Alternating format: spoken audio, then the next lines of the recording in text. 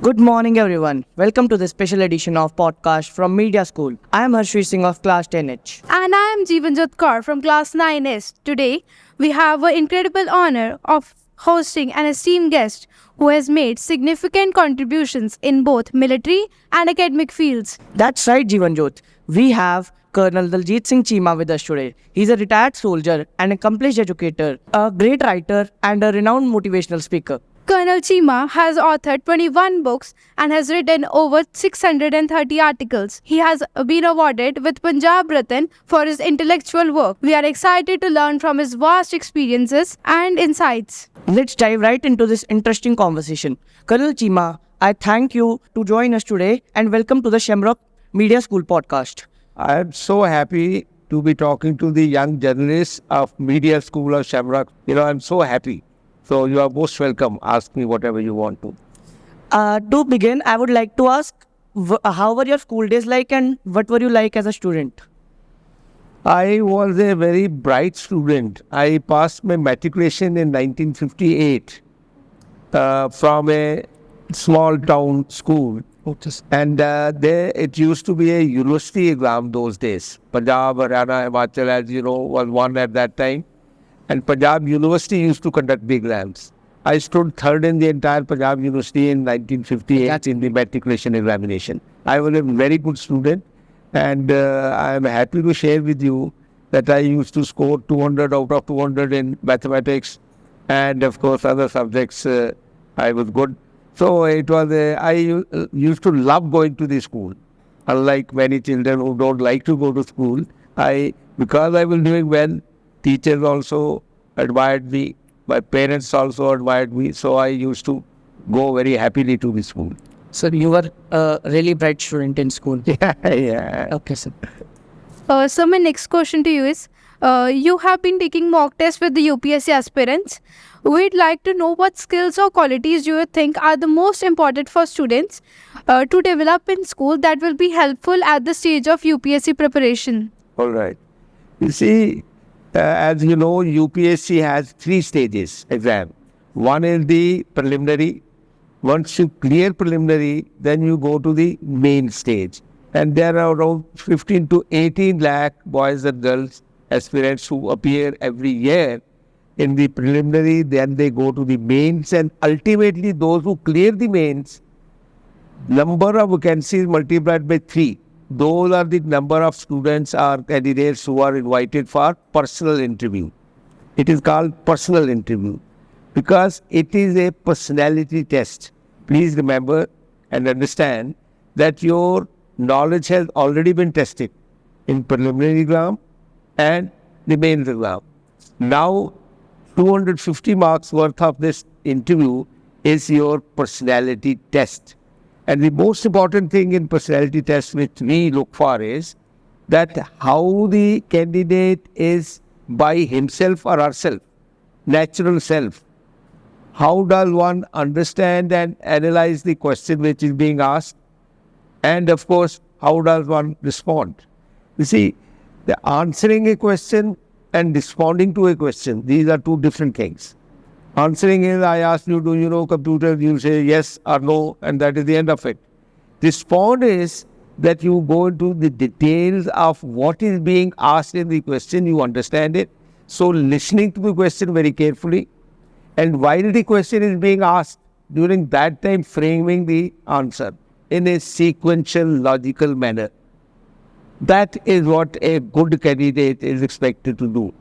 So the personality of a person, the person who appears in the interview, that comes out. We check the personality, whether the candidate has the integrity. Is the candidate fake? What kind of psychological makeup the candidate has? So all these things make up the ultimate personal interview. So we should not just answer, we should respond. You should respond to a question rather than just answering. Sir, I would also like to ask, what was the journey like from being a student of IIT Kanpur to joining the IMA, that is the Indian Military Academy in Dehradun? Many people tell me even today that it was a blunder, but I have no regrets. I feel very happy and comfortable in whatever I have done. I have no kind of regrets about that. When I was in second year of metallurgical engineering in IIT Kanpur, I had appeared in the IMA entrance exam. And when the result came and I was called for the SSB interview at Bangalore, I felt that is the calling. I should do that rather than continuing there for another 4 years. Here I would be able to become an officer in 1 year. And against the wishes of my father, in my time only father used to be educated. Mothers were not educated. My mother was not educated. My father was a great educationist. He passed his BA, graduation from FC College Lahore in 1920. So he was against this. The director of the institute, Dr. Buthanna, he was against it. He said, "You want to leave IIT to go to Fauj?" I said, "Yes, sir, I want to do that." But I did land up there and no regrets, as I said earlier. I'm very happy that I took that decision. So you think it's a great choice that you... Army is a way of life and it is a great, I won't call it a profession. You can experience it only when you get into it. And it is a great experience.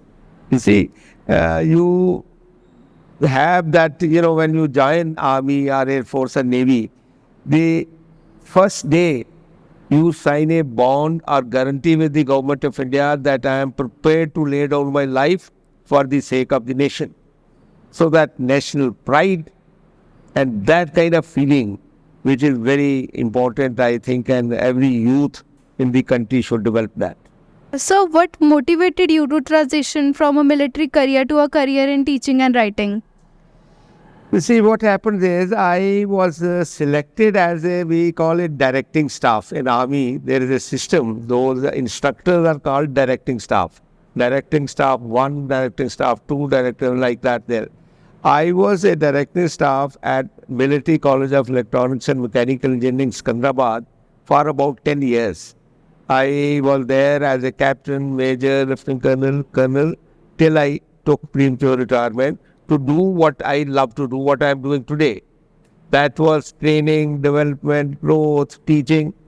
And while I was teaching for 10 years, senior officers of Army, generals and others, I was told that I was very good at it. Oh, that's Now when somebody tells you that you are good at it, you want to try it out, and I took premature retirement against the wishes of my wife and children. They said, "Okay, no, don't do that." No wife has the confidence in a husband that he'll be able to do well. It is a well-known fact. So, but I took that plunge, and I'm happy that I took that plunge. Sir, how did your experience in military career influence your teaching philosophy and approach to education? You see, military career or profession teaches you a lot of good things, a lot of life lessons, as to say. That leadership, for example, is one aspect of your personality which you develop. Leader of men. And then who's the best leader of men? The person who can set a personal example. Yes. If I want my men to be fearless in war, then I must be fearless myself. Yes. I must give a kind of example to others, and the ideal example which we can quote are from Sam Bahadur. I wonder if you have seen, both of you, have you seen that movie, Sam Bahadur? Yes, sir. I'm so happy that you have seen, but many students who I asked, they have seen Animal, but they have not seen Sam Bahadur.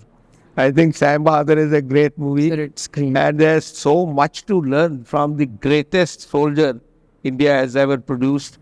There is one character in that movie, Sam Bahadur, the military secretary of Manik Shah, who is Dipinder Singh, Lieutenant General Dipinder Singh, who was Southern Army Commander. He is my neighbor in Panchkula, so I know him very well, and we discuss what kind of personality Sam Bahadur was. So, personal example, I'll give you one example which Sam Bahadur has quoted. Sam Bahadur was a lieutenant colonel and he was commanding a unit, a 6th Platoon. When he was commanding that battalion, we have a system that we promote our Jawans from Sipahi to Lance Naik, to Naik, to Havaldar, to like that. So the board in which Lieutenant Colonel Manik Shah was the commanding officer, he was sitting there and they were selecting one particular soldier, name is not material. When his turn came, the CO said, no, he is not to be promoted. When this news spread and that soldier came to know that my name has not been recommended by the CO, Colonel Manik Shah, he said openly, I am going to shoot my CO today. आज जाके साहब गोली मार देनी है. Now this news came to the CO, Colonel Manik Shah, that this is what he says. You know what he told his Subedar Major? Subedar Major is the wisest man in he is the godfather of the regiment. He told the Subedar Major कि साहब जिस जवान ने ये कहा है आज रात को मेरे टेंट के सामने उसकी ड्यूटी लगेगी. The man who wants to shoot me, he will be on sentry duty outside my tent. So he says कि मुझे डर तो लगा, but then I thought that if my troops don't know me now and if I don't stand by myself, then they will never respect me. तो वो आया सरदार जी जिसने कहा था मैं गोली मार दूंगा, तो CO told him कि तुम मुझे गोली मारना चाहता है. वो कहता चुप. He says सुबह 5 बजे 2 मग गर्म पानी के शेव करने के लिए 1 मग चाय का, ठीक है? कहता हाँ साहब बिल्कुल ठीक है. और कहते मैं सो गया कि पता नहीं करेगा क्या करेगा, पर चलो देखेंगे. नेक्स्ट डे मॉर्निंग वो 5 बजे बंदा चाय लेके और शेव करने के लिए गर्म पानी लेके हाजिर था और उसने माफ़ी मांगी उससे. तो ही प्रूव्ड हिज वर्थ कि भाई ये होता है एक लीडर और ये होता है एक सोल्जर.